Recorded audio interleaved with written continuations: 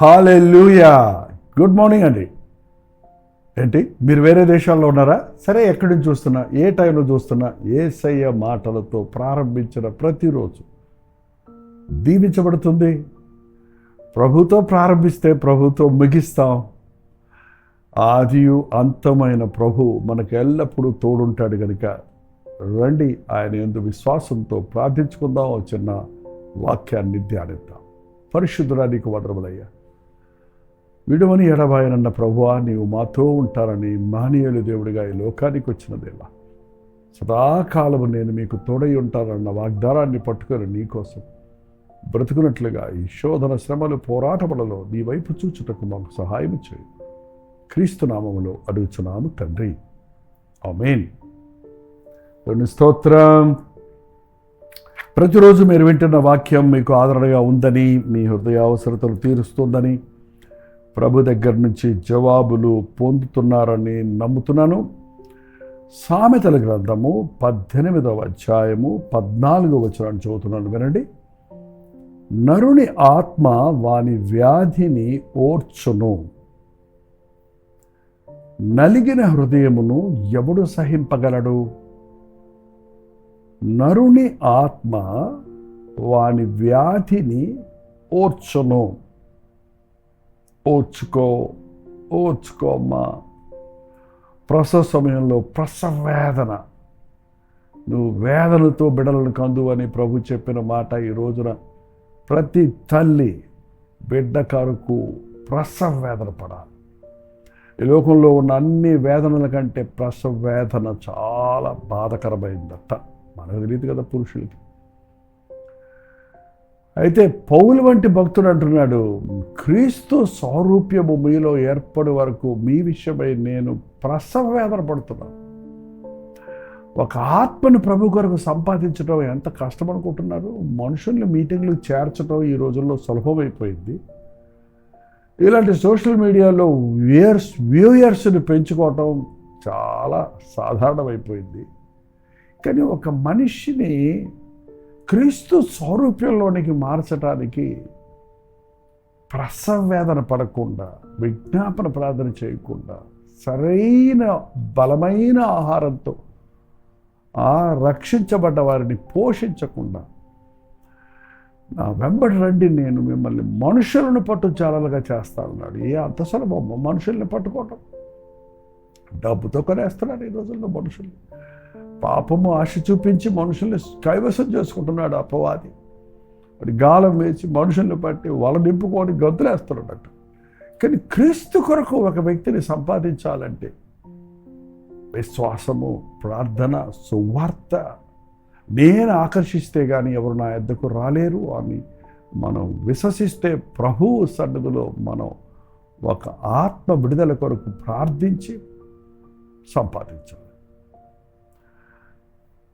స్త్రీలకు ప్రసవ వేదన ఉంటుంది, పురుషుడికి ప్రసవ గదిలో స్త్రీ తల్లి బాధపడుతున్నప్పుడు ఆ గుమ్మంలో తిరుగుతుంటాడు ఆ ఇంటి యజమాని. అతనికి గుండె వేదన ఉంటుంది. నా బిడ్డకు, నా భార్యకు సుఖప్రసూతి కలుగుతుందా, తల్లికి బిడ్డకు క్షేమం ఉంటుందా, బిడ్డ ఏమవుద్దో తల్లి ఏమవుద్దో అనే యాంగ్జైటీ ఈ రోజున ఉంటుందండి. కానీ ఈ శరీర సంబంధమైన బాధలు, మన కాలు మీద నెప్పుడితే ఆ కాలును పట్టుకొని అయ్యో అయ్యో అని భరిస్తాం. లోక సంబంధమైన దెబ్బల బాధ, ఆ బాధల్లో కూడా ఒకలాగా మొత్తుకుంటూ చూడండి. మీరు ఎవరైనా దెబ్బలు తిన్నారో లేదా? యాక్సిడెంట్లు అయినప్పుడు, మరి ఎవరి చేత అనవసరంగా వచ్చి మనల్ని బాధ పెట్టినప్పుడు, ఒక విధంగా మనకి శరీరంలో బాధ ఉంటే ఎలాగలాగ ఓర్చుకోగలుగుతాం. కానీ నలిగిన హృదయమును ఎవడు సహించగలడు? హృదయ వేదన, మానసిక వేదన.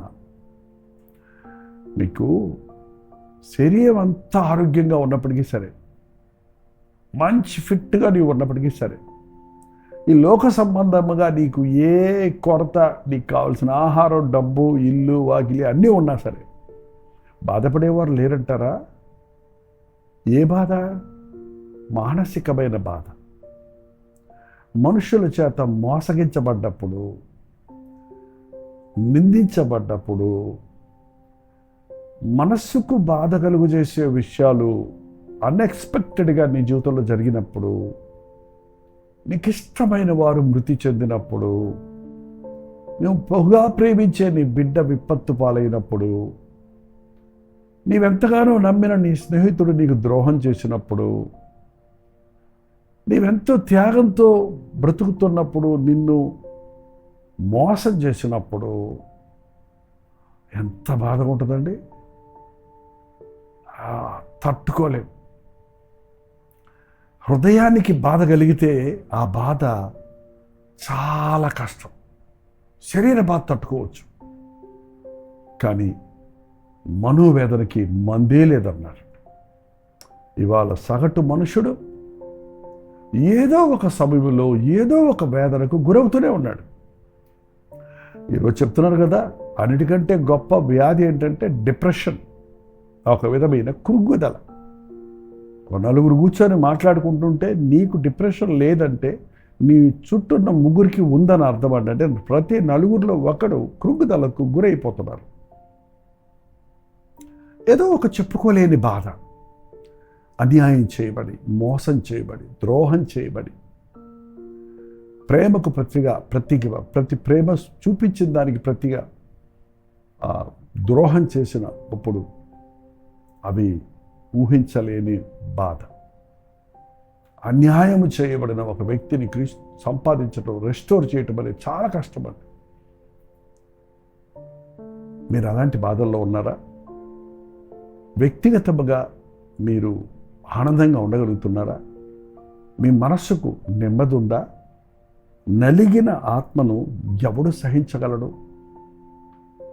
ఆ సహించుకోలేక అలాంటి పరిస్థితుల్లో మనుషులు ఆత్మహత్యలు చేసుకుంటున్నారు, లేక విపరీతంగా ప్రవర్తిస్తున్నారు.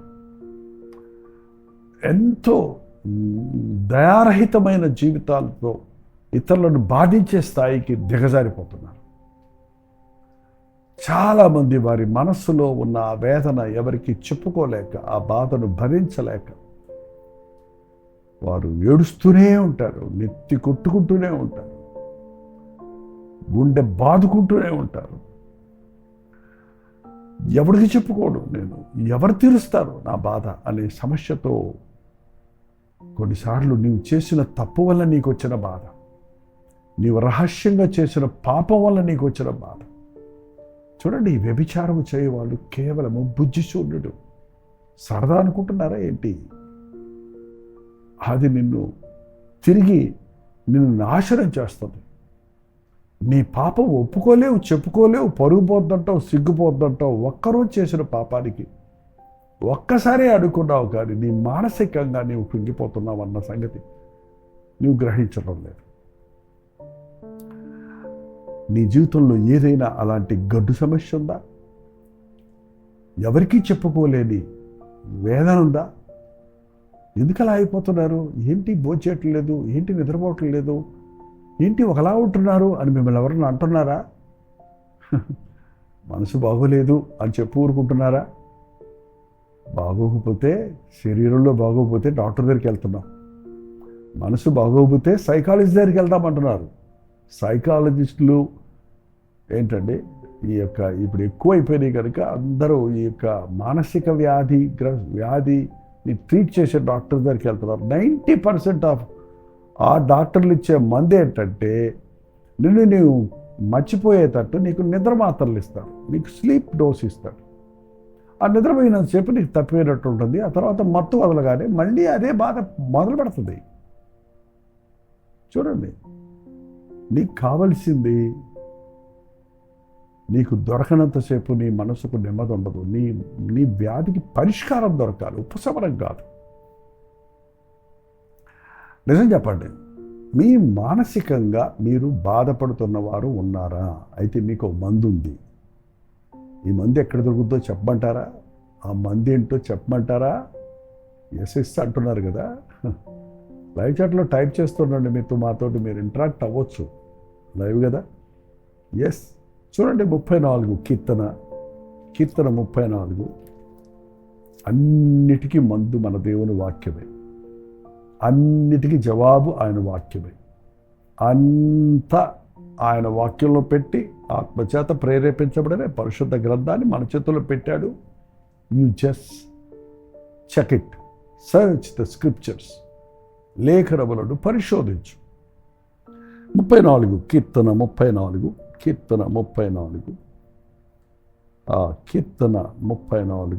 18వ వచనం. విరిగిన హృదయం కలిగిన వారికి ఆయన ఆసన్నుడు, నలిగిన మనస్సు గలవారిని ఆయన రక్షించును. నలిగిన మనస్సు, విరిగిన హృదయం, కృంగిన స్థితి. ఏ మనుష్యుడి దగ్గర ఏ మందు, ఏ ఆదరణ మనకు దొరకదేమో కానీ విరిగి నలిగిన హృదయంతో నీవు ప్రభువుని చేరితే, నీ స్థితిని ఆయనకి చెప్పుకుంటే, ఒక వైద్యుడి దగ్గరికి వెళ్ళి నీ వ్యాధి గుణాలను, వ్యాధిని చెప్పుకున్నట్టుగా నీ ప్రభు దగ్గరికి వెళ్ళి నీ హృదయ వేదన ఆయన దగ్గర చెప్తే, నీవు నీలో పెట్టుకొని కుమిలిపోతున్న విషయాన్ని, ఎవరికి చెప్పుకోలేక నలిగిపోతున్న విషయాన్ని, అయ్యా ఇది నా సంగతి, నాకెవ్వరూ సహాయం లేరు, నన్ను ఆదరించవా, నన్ను కనికరించవా, నన్ను క్షమించవా అని నీవు అడగగలిగితే ఆయన నీకు ఆసన్నుడిగా ఉన్నాడంట. మనము బాధపడితే చూడలేని వాడండి మన ప్రభు. మన బాధలు తీర్చాలని తను మన బాధను భరించి, మన మరణాన్ని భరించి, తన రక్తాన్ని చిందించి మనకు స్వస్థతను, విడుదలను, ఉపశమను కలుగు చేశాడు. దేవుడు హృదయపూర్వకముగా నరులకు దుఃఖమునైనను విచారమునైనను కలుగజేయవాడు కాడు. కాబట్టి ప్రభువు నువ్వు దుఃఖపడుతున్నప్పుడే నీ దగ్గరలోనే ఉన్నాడు. ప్రభువా అంటే నీ మొర వింటాడు. విరిగిన హృదయము గలవారు, నలిగిన మనస్సు గలవారిని ఆయన రక్షించును. విరిగిన హృదయము గల వారికి ఆయన ఆసన్నుడు, నలిగిన మనస్సు గలవారిని ఆయన రక్షించును. హీ విల్ సేవ్, విడిపించును, గాయాలు మాన్పును. హృదయ గాయాలు మాన్పడానికి మందులు మాకులు లేవుగా, సర్జరీలు లేవుగా. నీ విరిగి నలిగిన హృదయాన్ని ప్రభుకిస్తే ఆయనే ఆ పరమ వైద్యుడు తన శాంతిని నీకు అనుగ్రహిస్తాడు. యెషయా గ్రంథం 57వ అధ్యాయం కూడా ఒక్కసారి చూసినట్లయితే, మహాగరుడను మహోన్నతుడను, నెంబర్ చెప్పాలండి 15వ వచనం 57:15.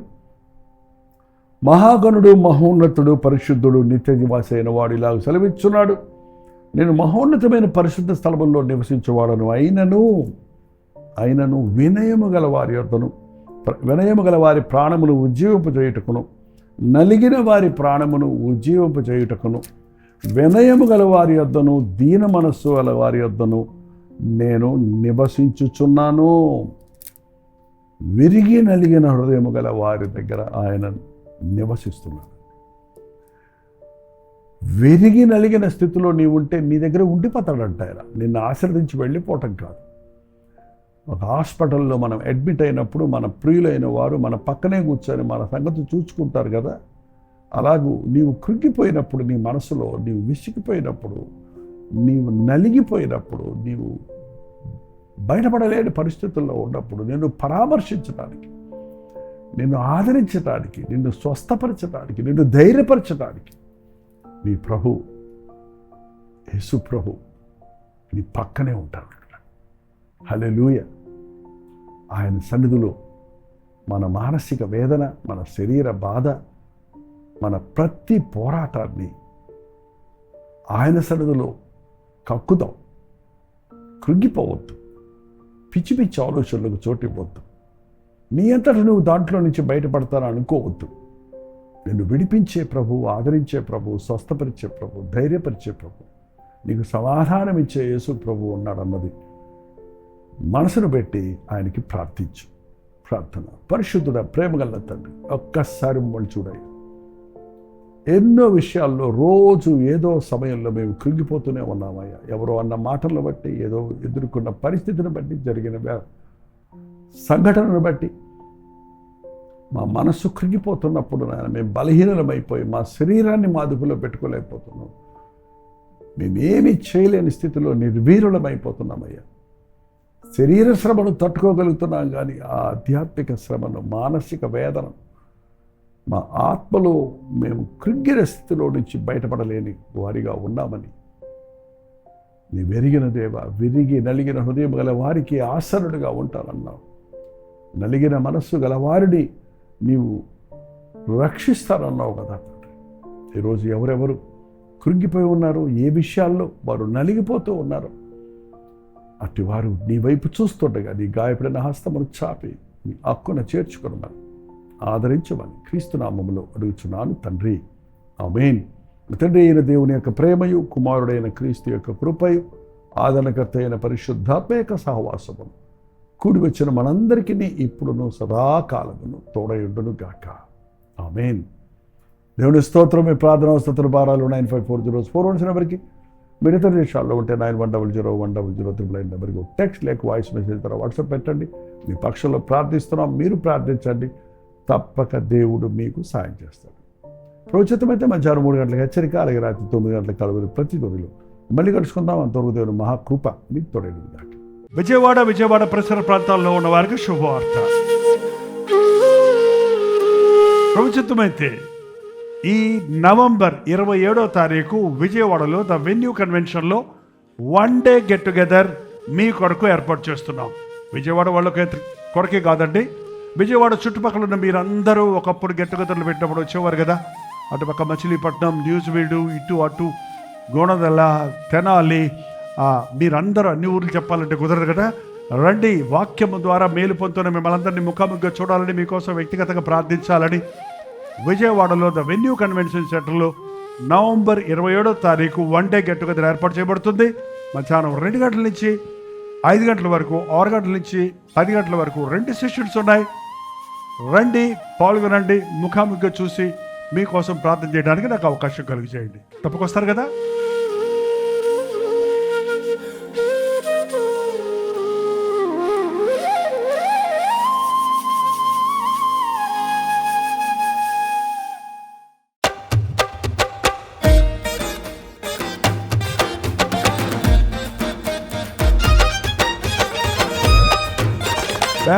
బెంగళూరు పరిసర ప్రాంతాల్లో ఉన్న వారికి శుభవార్త. ప్రభుత్వమైతే డిసెంబర్ 4వ తారీఖు మరొకసారి మీ బెంగళూరు వస్తున్నాం. మధ్యాహ్నం 2 గంటల నుంచి 5 గంటల వరకు, 6 గంటల నుంచి 10 గంటల వరకు 2 సెషన్స్గా 1 డే గెట్ టుగెదర్ను బెంగళూరులో ఏర్పాటు చేస్తున్నాం. రాగలిగిన వాళ్ళందరూ వచ్చి, వీలైతే 2 సెషన్స్కి వచ్చి దేవుని ఆశీర్వాదాలు పొందండి. సంవత్సరాంతంలో ఉన్నాం. మీరు బెంగళూరు చుట్టుపక్కల అనేక ప్రాంతాల నుంచి కూడా వస్తున్నారు. మధ్యాహ్నం సెషన్లో మీరు హాజరై అవసరమైతే మీరు ఈవినింగ్ వెళ్ళిపోవచ్చు. గుర్తుపెట్టుకోండి, డిసెంబర్ 4వ తారీఖు మధ్యాహ్నం 2 గంటల నుంచి 5 గంటల వరకు, అలాగే 6 గంటల నుంచి 10 గంటల వరకు 2 సెషన్స్ హడ్సన్ కమ్యూనిటీ సెంటర్లో బెంగళూరులో ఈ 1 డే గెట్ టుగెదర్ ఏర్పరచబడుతుంది. మరిన్ని వివరాలు కావాల్సిన వాళ్ళు 8939393939 అనే నెంబర్కి మీరు కాల్ చేయండి, లేదా QR కోడ్ ఇవ్వబడింది, మీరు స్కాన్ చేసుకోండి. మరి వాట్సాప్ మెసేజ్ పెట్టండి, మీకు అడ్రస్ వివరాలు పంపించబడతాయి. ముఖాముఖి మిమ్మల్ని చూడాలని, వ్యక్తిగతంగా మేము మీకోసం ప్రార్థన చేయాలని మేము బెంగళూరు వస్తున్నాం. కలువరి దర్శనం టీవీ కార్యక్రమాల ద్వారా, సోషల్ మీడియా ద్వారా దేవుని వాక్యం వింటున్న మిమ్మల్ని అందరినీ దేవుని నిండారా దీవించి ఆశీర్వదించాలని మీ కొరకు ప్రార్థిస్తున్నాం. ఈ యొక్క మీటింగ్ ద్వారా మిమ్మల్ని మరింతగా బలపరచాలని, ముఖాముఖిగా చూసి మీ లోపాలు దిద్దాలని ఈ గెట్ టుగెదర్ ఏర్పాటు చేయబడుతుంది. రండి, దీవించబడండి. వందనాలు. ప్రతి మనుషునికి యేసు ప్రేమను చూపించుదాం, యేసులోనే నడిపించుదాం, యేసు ప్రేమను చూపించుదాం, యేసుతోనే సాగిపోదాం.